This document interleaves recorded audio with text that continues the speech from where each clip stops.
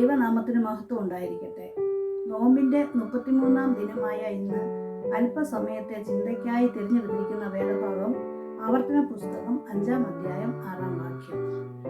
അടിമ വീടായ മിസ്രൈം ദേശത്തു നിന്ന് നിന്നെ കൊണ്ടുവന്ന യഹോവയായ ഞാൻ നിന്റെ ദൈവമാകുന്നു. ശുദ്ധീകരണത്തിൻ്റെ ദിനങ്ങളായ ഈ നോമ്പുകാലം ഗുണപരമായ പരിവർത്തനത്തിനുള്ള പോരാട്ടകാലം കൂടിയാണ്.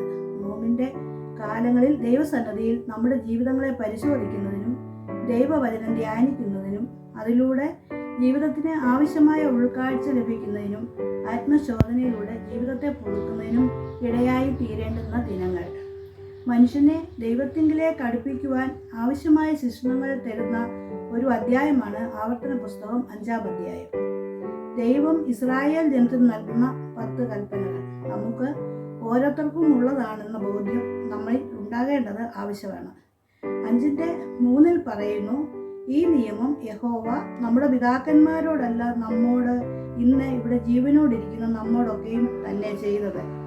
എന്നാൽ യേശു കർത്താവ് ഈ കൽപ്പനകളെ സംഗ്രഹിച്ച് 2ആയി ചുരുക്കി വീണ്ടും നമ്മെ ഓർമ്മിപ്പിക്കുന്നത് ഇവയാണ്. 1. ദൈവത്തോടുള്ള ബന്ധം. നിന്റെ ദൈവമായ കർത്താവിനെ പൂർണ്ണ ഹൃദയത്തോടും പൂർണ്ണ ആത്മാവോടും പൂർണ്ണ മനസ്സോടും പൂർണ്ണ ശക്തിയോടും കൂടെ സ്നേഹിക്കണം. നമ്മിലുള്ള പൂർണ്ണ അധികാരവും ദൈവത്തിനാണെന്നുള്ള അറിവ് നമ്മെ ഭരിക്കണം. 2. മനുഷ്യനോടുള്ള ബന്ധം. മനുഷ്യനും തമ്മിലുള്ള ബന്ധം എങ്ങനെയാണ്? നിനക്ക് നന്മയുണ്ടാകുവാനും നീ ഭൂമിയിൽ ദീർഘായുസ്സോടെ ഇരിപ്പാനും നിന്റെ അപ്പനെയും അമ്മയെയും ബഹുമാനിക്കുക. നാം പരസ്പരം സ്നേഹിക്കുന്നവരും കരുതുന്നവരും ഓരോരുത്തർക്കും അർഹമായ ബഹുമാനം കൊടുക്കുന്നവരും ആകണം എന്നാണ് ദൈവം ആഗ്രഹിക്കുന്നത്. ഈ നാളുകളിൽ ദൈവത്തിൽ പൂർണ്ണമായി ആശ്രയിക്കുകയും ദൈവിക കൽപ്പനകളെ പ്രമാണിക്കുകയും ചെയ്യുന്നവരായി തീരുവാൻ ദൈവം കൃപ ചെയ്യട്ടെ.